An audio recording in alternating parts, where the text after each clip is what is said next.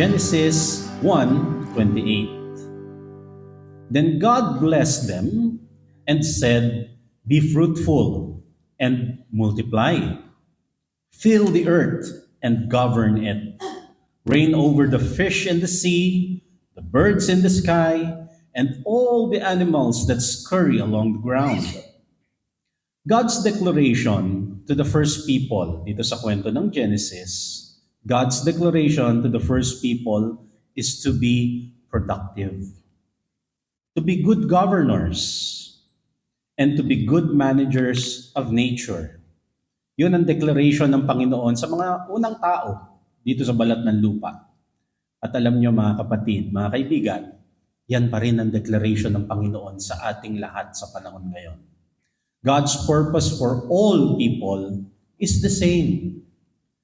To be fruitful, to generate harvest and income, and to take care and make good use of natural resources. Nais ng Diyos para sa bawat isa na magkaroon ng saganang buhay. Pero kaakibat ng kasaganaan na yan, ang pagiging mabunga. Yes, God wants us to have abundance and a good life. But it also entails our active participation and our own productivity. At yan ang gusto nating talakayin ngayong umaga na ito at sa pagbubukas ng serye ng mga usapin sa mensahe natin na pinamagatan na Pathways to Prosperous Living. At ito yung first part, work and labor fruitfully. Kasaganaan sa pamamagitan ng pagiging mabunga sa ating mga gawa. How can we experience a prosperous life? Ano nga ba ang kailangan nating gawin para lumuwag-luwag at maging sagana ang ating mga buhay? Ito ang topic na laging palasak at pinagkakitaan na nga ng mga seminar. Di ba kaliwat kanan ng seminar tungkol dito? Paano magpayaman? How to be rich? Maraming mga club pa nga ang nabuo. Tapos ikaw rin pala magbabayad para maging rich yung club. At the end of the day, sila ang naging rich dahil sa registration fee. The point is, naging napakalawak niya na usapin kasi talaga namang topic siya sa pang-araw-araw na buhay. Topic at katotohanan sa pang-araw-araw na buhay. On the other hand, meron naman mga religious teaching na ayaw pag-usapan ng pag-unlad. Kasi merong na-develop na pananaw na money is evil daw. Merong na-develop na pananaw na prosperity ay evil daw. Pero pag pinag-isipan natin at pag talagang tinahak natin ang mga katuruan ng Bible, God wants us to be prosperous. God wants us to have a comfortable life. Gusto ng Diyos na maging maalwa at komportable tayo sa buhay. Ang hangad ng Diyos ay kasaganahan at maluwag na pamumuhay para sa bawat isa. Ang isang malinaw na hakbang ngayon tungkol dito ay maging masipag. Kasi magkakambal yung instruction na yon. Be fruitful and multiply, but be good governors, sabi ng Diyos. Be good managers. Maging masipag, maging matalino, magtrabaho. God designed us to work. God designed this life for work. Because for one, work makes us grow. Whether it's physical labor or specialized skills or mental work, the act of working helps us grow and develop ourselves. Proverbs 12:24, those who work hard will be put in charge of others, but lazy people will have to work like slaves. Yun talagang nagtatrabaho, ginagalingan niya ang kanyang ginagawa, napopromote, umaangat, nade-develop, at nagiging leader ng marami pang mga tao. Pero yung mga tatamad-tamad, sila yung utusan. And no wonder, kasi nga, tatamad-tamad eh. Napansin nyo rin na kapag wala kang ginagawa, humihina yung katawan, para kang lalong nanghihina. Pumupurol yung isip kasi hindi nagagamit ng husto ang pagkatao. Work also gives us income. Work gives us fruits of labor. Ganyan ang design ng Diyos sa ating buhay. Halimbawa, yung 13-month pay. Kaya nagkaroon ng 13-month pay kasi almost 1 year ka nagtatrabaho. Kung di ka nagtrabaho for the past year, ay walang 13-month pay. Work gives us income. Work gives us fruits of labor. Bunga yan ng pagtatrabaho, kaya may ganyang ini-enjoy. Ganyan ang design ng Diyos sa buhay. In the same way, we can say, dapat din sabihin na, huwag kang umasa ng bunga kung wala ka namang itinanim. 13-month pay, sana all, sana lahat all sa 13-month pay. Nagtrabaho ka ba? Tapos makikisana all ka. Gusto mo 13-month pay, ba't magtrabaho ka? Proverbs 20 verse 4, if you are too lazy to plow, don't expect a harvest, obviously. Kung di ka naman nagtanim, huwag kang umasa ng bunga. God designed us for work so we can also find meaning and purpose in life. When we accomplish something, we have a sense of pride. At yung tinutukoy natin na pride dito, yung sinasabi ko na pride, hindi yan yung pagiging proud na mayabang, hindi yan yung pagiging proud na hambog ka, hindi yan yung ibig natin sabihin. Ang tinutukoy natin, through our work, sa pamamagitan ng ating mga gawa, nagkakaroon tayo ng mga bagay na kaya nating ipagmalaki. Kaya nating sabihin na, gawa ko yan. Alam niyo yung, ang sarap-sarap nung sense na nagpe-pray ka kay Lord, Lord, thank you sa mga blessings niyo. Kita niyo, gawa ko to, Lord. Ako naka-accomplish niyan. Yun yung pride na tinutukoy natin. At lahat tayo naghahanap ng ganun. Purpose, meaning. People take pride in what they do, not just because it brings them status, but moreover, it contributes to the family, to the community, which, as I have said, it gives a sense of meaning, a sense of purpose. Ephesians 2 verse 10, God planned for us to do good things and to live as He has always wanted us to live. This is why He sent Christ to make us what we are. Pinlano na ng Diyos para sa bawat isa na gumawa ng mabuti. Pinlano ng Diyos para sa isa't isa na maka-accomplish ng magandang bagay. Kaya nga ang ganda-ganda ng pakiramdam na meron ka na-accomplish. And also, God promised to bless our work. The blessings of the Lord comes down through our work. Doon pinapadaloy ng Diyos ang kanyang pagpapala sa pamamagitan ng ating mga ginagawa, sa pamamagitan ng mga trabaho na ating na-accomplish. So mga kapatid, don't be ashamed of work. Don't be ashamed to work. Hindi nakakahiya ang magtrabaho. Including and especially those who do manual labor. Minsan kasi kinakahiya pag manual labor. Pagka mabigat yung trabaho, parang nahihiya sila. No, don't be ashamed to do manual labor. Be proud of your work. Work is God's pathway to prosperous living. Aside from money, aside from making money, or making earnings and income from work, ang dami-dami pang ibang blessing na dala ang pagtatrabaho. Ano ang mga blessings and benefits of work? Una sa lahat, sleep. Pansinin niyo yung talagang nagtrabaho maghapon, ang sarap ng tulog. Ang himbing ng tulog. Ecclesiastes 5:12, the sleep of a laborer is sweet. Ano pang benefits ng work? Mental sharpness. Working keeps our minds alert.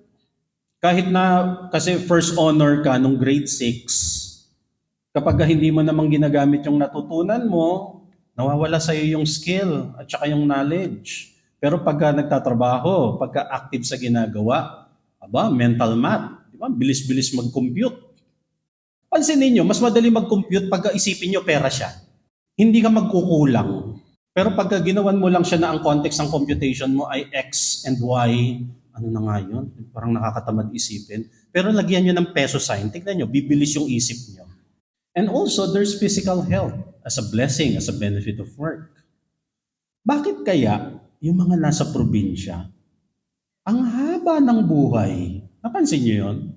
Sa mga probinsya, normal sa kanila yung 80 years old. Ilang taong ka na tatay? Ilang taong ka na nanay? 80 pa lang.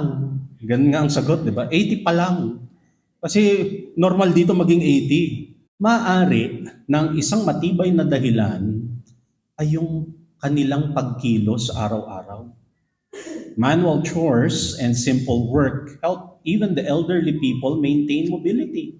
At sinasabi rin yan ng research. Research found that older adults who clean or do other household chores feel more physically active and emotionally better.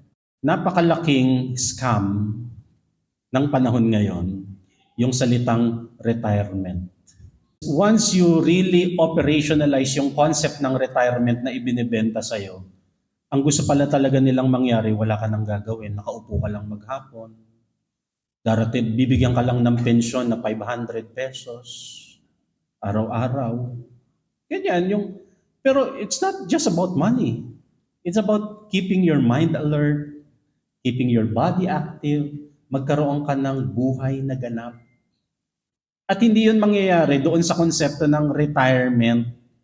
Now, hindi naman natin sinasabi na 80 years old, gawin mong karpintero ng Mactan Bridge. Ganyan. Hindi naman yun ang sinasabi natin.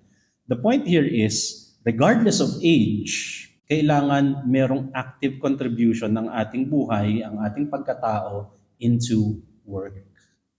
Kasi nandun ang blessing. And also, another benefit and blessing of work is social and emotional connections. A good spirit and mentality at work builds relationships. For example, in Daniel 2:49, noong panahon na ipinatapon ang marami sa mga ancient Israel sa iba't ibang bahagi ng Babylon, merong magkakaibigan na napunta sa royal court, si Daniel, si Shadrach, si Meshach, at si Abednego. Ganito ang nangyari sa kanila. Napromote ang Daniel, and Daniel asked the king to make Shadrach, Meshach, and Abednego important officials over the province of Babylon. Ang narecommend din ni Daniel para maging mga kasama niya sa gagawin niya ng mga important decisions governing the province, mga kaibigan din niya. The king did as Daniel asked, and Daniel himself became one of the important officials who was always near the king.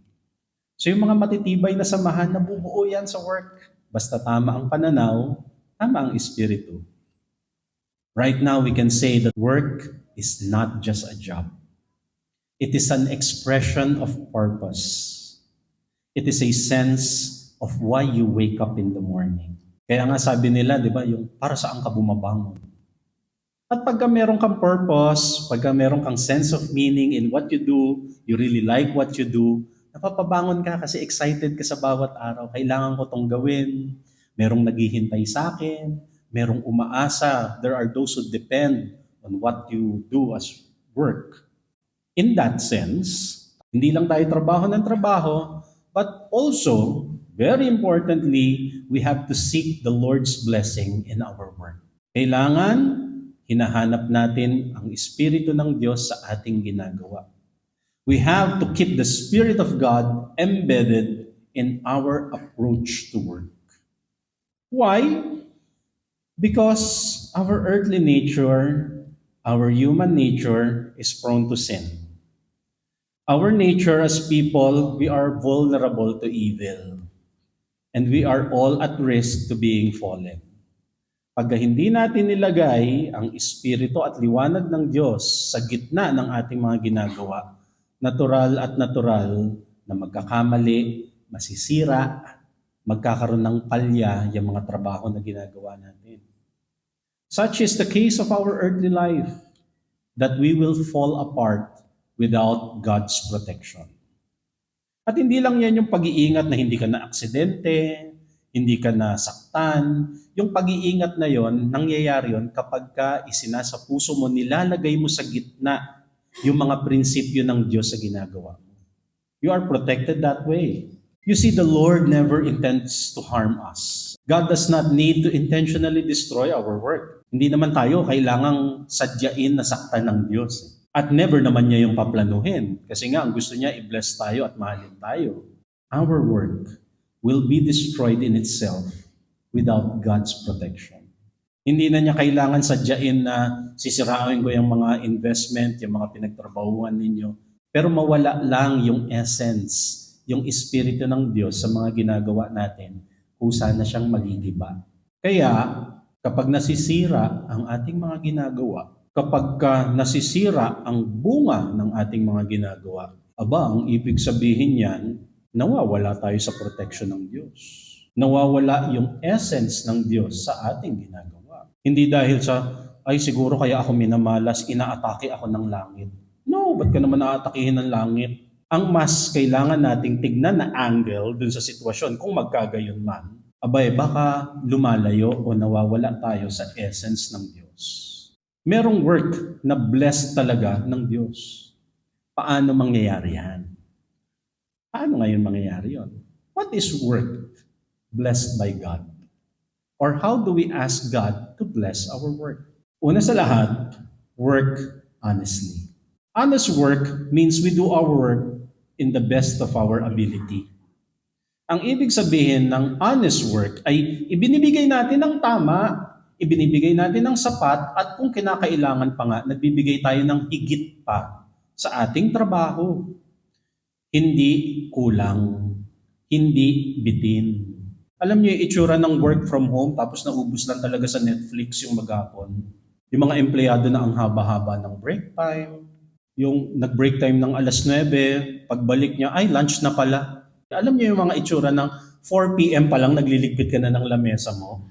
Tapos ayaw mo nang tumanggap ng kahit na anong gawa. 4 p.m. na yun, nagsisimula na ako magligpit. Kung 8 to 5 ka, ang oras ng pagtuliligpit ng lamesa ay dapat 5 p.m. Kasi yun ang tapos ng oras ng trabaho. Yun yung honest work na pinag-uusapan natin.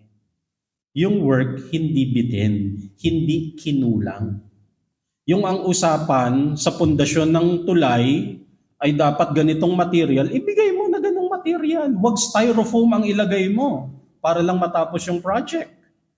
Hindi siya work na bitin, hindi siya work na kulang. Unang-unang darating ang pagpapala ng Diyos sa trabaho pagkat tama natin siyang ginagawa.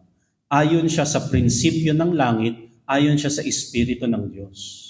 Paano tayong uunlad yan kung tayo mismo sa sarili natin, alam natin na kulang at bitin yung effort natin sa trabaho? Hindi tayo mapagpapala sa ganyang paraan. Working honestly also means that we should not cheat or steal work. Kukuha ka ba ng bunga na hindi mo itinanim? Kapag nag-e-enjoy ang isang tao sa bagay na hindi niya pinaghirapan, kapag inaagaw ng isang tao ang credit sa isang bagay na hindi niya ginawa, stealing yon, pagnanakaw yon. Every time a person harvests from something that he or she did not plant, that is stealing. Ephesians 4:28, whoever has been stealing must stop it and start working. They must use their hands for doing something good. Tigil na yan, tama na yan. Dumaan na tayo sa mga ganyang panahon, ganyang mga dekada. Panahon na para doon naman tayo sa ibang paraan. Doon sa maka-Diyos na paraan. Doon sa maka-Jesus na paraan. I know and I believe, pagpapalain tayo doon. Ang tamang pananaw sa pagtatrabaho ay nagsisimula rin sa tahanan, mga kapatid. Ang pagtuturo, ang pagdidisiplina ng magulang ay humuhubog sa tamang pananaw sa pagtatrabaho.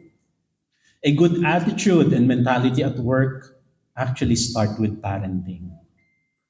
Mga parents na maliliit na bata, mga teenagers, mga pre-teens, at mga parents din ng mga young adults.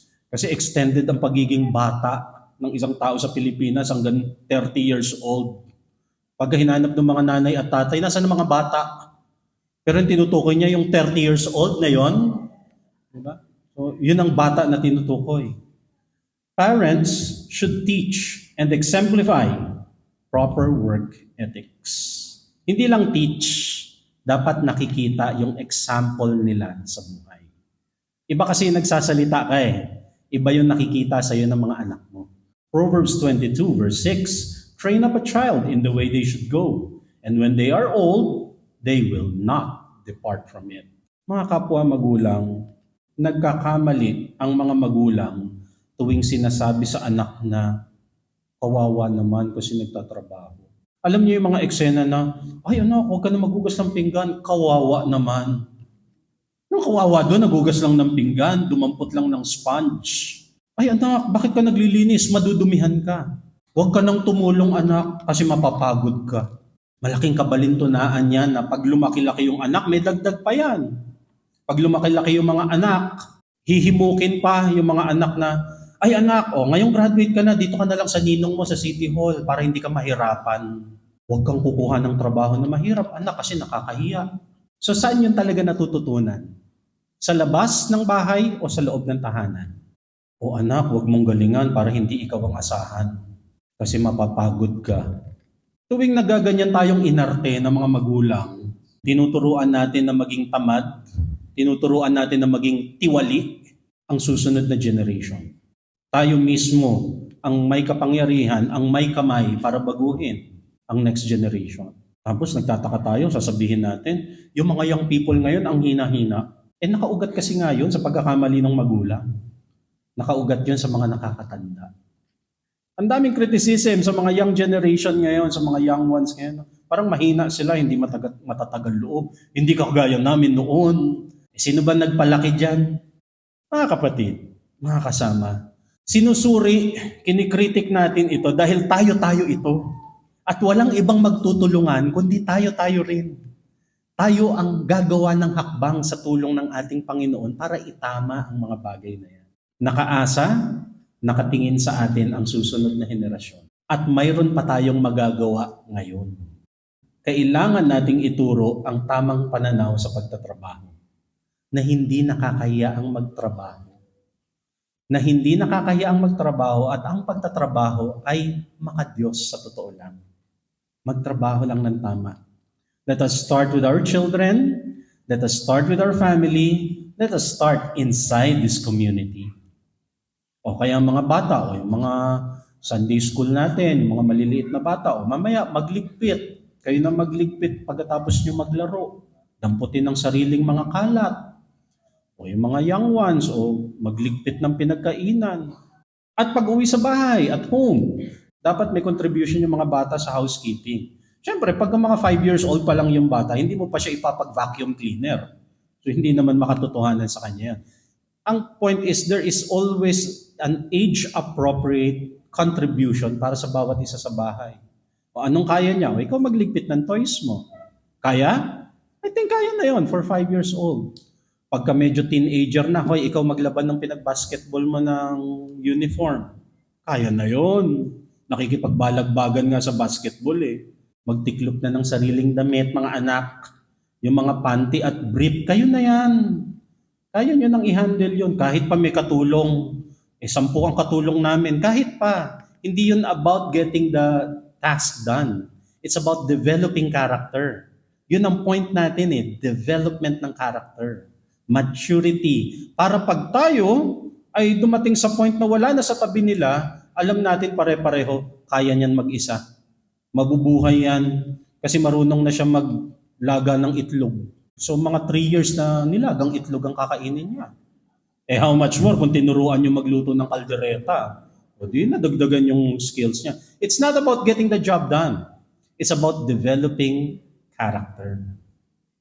At imagine niyo mga kapatid, pag naturuan natin ng tama ang mga young generation, ano ang itsura ng Pilipinas in the next 10 years? May pag-asa. And I'm sure, and I always declare, I'm sure, itong mga anak natin na ito, mas magaling sila sa atin. And we will make sure of that. Tayo mismo, let's make sure of that. Isa pang importanteng prinsipyo sa pagtatrabaho, ang isang kailangan nating ituro, lalo tigit sa new generation at tayo rin. As we do our work, we have to give our tithes and offerings. We have to acknowledge God through the fruits of our work. And what exactly is tithing and offering? Pag sinabi kasing tithes, literally, ibig niya sabihin 10% or 1/10, the tenth of the whole. And throughout history, in many different civilizations, yung tithing and offering is an established practice even outside Jewish religion. Akala kasi ng marami, nagsimula yung mga tithes and offering na yan sa Judaism. Outside Judaism and even before the Jewish religion, maraming practice na ng tithes and offering. For example, in ancient Mesopotamia, ang tawag nila sa tithe ay esretu. In Buddhism, there is dana. At sa mga Islam, meron silang sakat. At yan ay ibinibigay nila dun sa kanilang religious institution, hindi lang para i-fund yung kanilang religious activity, pero para gampanan din ang mga kawang gawa. These forms of tithes and offerings is given not just for religious functions, but it is also for economic and welfare purposes. It is also to redistribute wealth to the needy and supporting the community. Genesis 14:19 to 20, panahon ni Abraham. Melchizedek, an ancient priest, Melchizedek blessed Abraham with this blessing.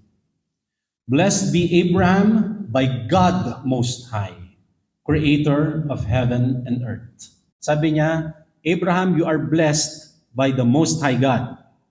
Verse 20, and blessed be God Most High, who has defeated your enemies for you. Then Abraham gave Melchizedek 1/10 of all the goods he had recovered. So dun sa first part, sinasabi ni Melchizedek, Abraham, binbless ka ng Diyos. At sinasabi rin ni Melchizedek, binibless naman natin ang Diyos ngayon, sabay bigay nung 1/10 ng kanilang anumang spoils na nakuha ni Abraham during his time. But what I want you to notice here, take note, nangyari itong eksena na ito before Judaism. Nangyari itong eksena ng pagbibigay ng tithes, wala pa ang temple in Jerusalem. Wala pa ang ancient Israel. Time pa lang ni Abraham to eh.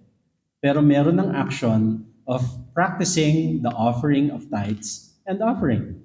What is tithing in our present day context? Yun nung unang panahon. Nung unang panahon, mga pananim, tithe ng pananim ang dala, o kaya kung meron siyang 10 kambing, magdadala siya ng isa. Kasi yun ang 1/10. Yun ang unang panahon. Paano ngayon ang tithing sa ating mga realidad sa panahon na ito? Ang mga kailangan pa nga nating linawin dyan. Pastor, pag ba nag-tithes ako, umaakyat talaga sa langit yung pera. Kanina pong bulsa kaya pumupunta yung tithes na yan? At saka ang isa pa talagang mga walang kamatayang tanong, ano po ba talaga ang computation ng tithes? Parang ang laki, almost kasing laki ng VAT. Kasi 12% ang VAT. Tapos yan, 10%. Yan ang mga usapin ngayon sa context natin, syempre. Madalas natatalakay yung context ng unang panahon. Paano gumagana ang tithes and offering ngayon? Dahil importante siyang bahagi of being fruitful in our work and labor. Una sa lahat, money given to the Lord does not mean we transfer funds in heaven. Kung nililinaw natin yun, pagka nagbibigay tayo ng tithes, hindi ibig sabihin wina-wire transfer natin papuntang langit. Walang ganun. May specific bank account designated para sa collection niyan, sa accounting niyan. And we must make it a point na alam nating lahat, na uunawaan natin lahat, that the money, these resources that we gather, it is used to fund all our ministries. Yan ang pangpondo sa ministry natin. Nasasarapan ba kayo dito sa 6th floor? Meron kasi sila sa basement 6 dito sa ilalim ng building. Pwedeng lumipat doon. So kung gusto nyo dito sa 6th floor, yan yung pang-fund mo. Yan din ang ginagamit nating resources for our research and studies and many other initiatives. Giving to the Lord means supporting God's work for God's people. Kaya intentional tayong kolektahin siya, intentional tayo na i-account siya para humayo ng humayo at mapalago natin yung ginagawa natin. Ganyan din yung eksena nila nung unang panahon na nagsisimula pa lang ng mga Christian churches. In 1 Corinthians chapter 16 verse 1 to 2, sabi ni Paul dun sa mga bagong tayo na churches, particularly in Corinth, now about the collection for the Lord's people. O, tungkol to sa collection sabi niya doon sa part ng sulat. Do what I told the Galatian churches to do. Kopyahin niyo na lang yung pinagawa ko sa Galatians. Ano daw yon?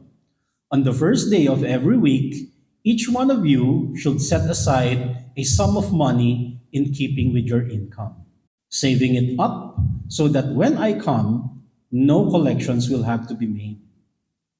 Sabi niya, kung paano yung ginagawa, yung system na nasimulan sa Galatians, ganun na rin ang gawin nyo. Mukhang effective. And as a matter of fact, parang ganito yung ginagawa natin. Magpasa hanggang ngayon.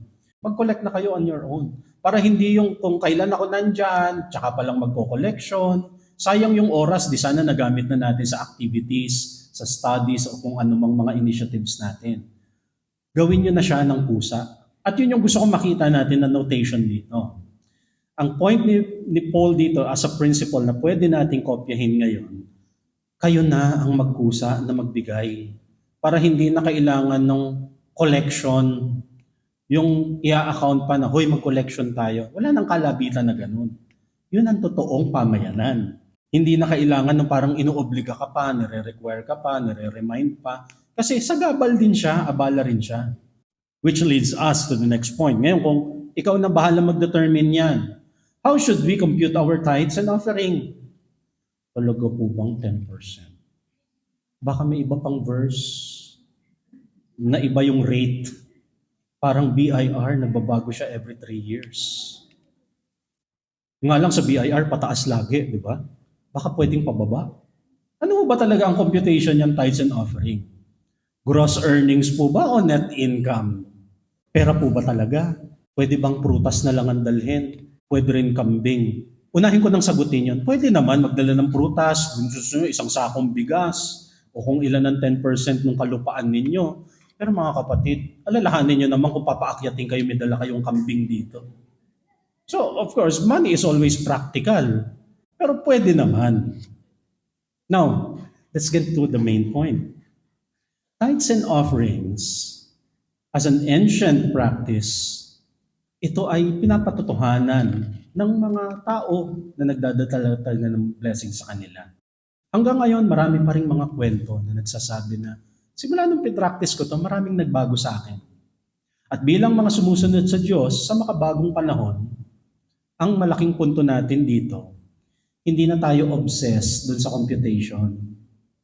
Relax na tayo sa computation na 10% net, gross, bahala ka sa buhay mo. Sa halip, ito ang dapat nating mas pagtuunan ng pansin bilang pagiging maka-Jesus. Una, ikaw na mag-compute ng 10% na yan. Bahala ka sa buhay mo kung net o gross. Ikaw na ang mag-determine sa sarili mo kung yung 10% na yan, 10% nga ba talaga para sa'yo? Ikaw na yan. Pangalawa, dahil nga tinukoy natin kung para saan yung mga offerings and tithes na yan, ikaw na, kayo na ang humusga sa inyong ganang sarili kung ang ibinibigay nyo talaga ay nakakatulong sa pamayanan. O nakapagbigay kayo para lang makapagbigay. Yun ang mas kailangan nating pagtuunan ng pansin. So, tithes, offering, you determine on your own. Will it help the community? Will it help the ministry that we are doing? Sa tingin nyo ay makakausad tayo for the next 6 months with what will you contribute? Kanya-kanyang determination. Para lang yung sinabi ni Apostle Paul in 2 Corinthians chapter 9, 6-8. Sabi ni Paul, remember this, whoever sows sparingly will also reap sparingly, and whoever sows generously will also reap generously. This is attesting doon sa point ko nga kanina na ang dami na rin kasi talaga nagpatotoo. Na nung nag-practice sila ng offering, ng tithing, nagbago ang maraming bahagi sa buhay nila. Sabi pa ni Paul, verse 7, each of you should give what you have decided in your heart to give. Kayo ang mag-decide.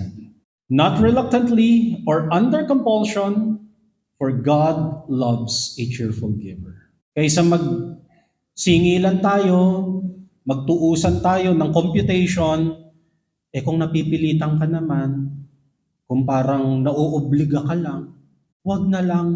Kasi ang mas mahalaga, God pours His blessing to the cheerful giver.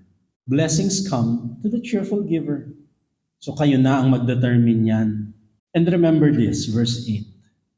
God is able to bless you abundantly, so that in all things, at all times, having all that you need, you will abound in every good work. Sabi ni Paul, alalahanin nyo na una na kayong i-bless. Nag-umapaw na ang blessing sa buhay nyo. And using all these criteria and standard, decide on your heart what to give. Kayo na ang mag-determine yan. Connecting all these principles. Work and fruitful labor is God's pathway to prosperous living. Darating ang kasaganahan, darating ang abundance kung tayo ay gagawa ayon sa pagiging maka-Diyos at maka-Jesus. God wants us to have abundance and a good life, but it also entails our active participation and our productivity. Proverbs 14:23, hard work is worthwhile, but empty talk, yung dada lang ng dada, it will make you poor. Hindi lang tayo trabaho ng trabaho.